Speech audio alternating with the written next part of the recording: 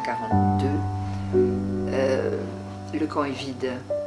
Il a donc été vidé, nous le saurons après, de tous ces enfants que j'ai vus passer à Drancy. Ce sont les fameux enfants du Veldiv. Ils ont été mis là à Baudelaire-Rolande une fois séparés de leur mère.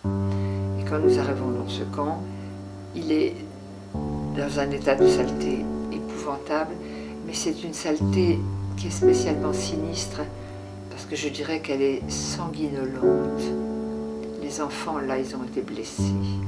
Il y a du sang partout, c'est le sang de ces enfants. Il y a des couvertures tachées de sang, tout est taché de sang.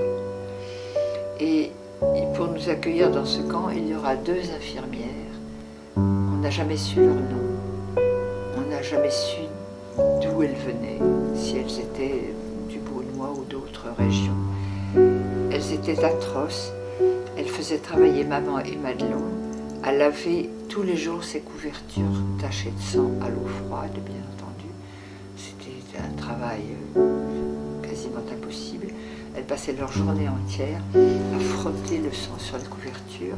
Et quand ces 2 infirmières avaient estimé que maman et Madelon avaient bien travaillé, elles leur donnaient le soir une tranche de pain d'épices. Vous savez, c'est très curieux.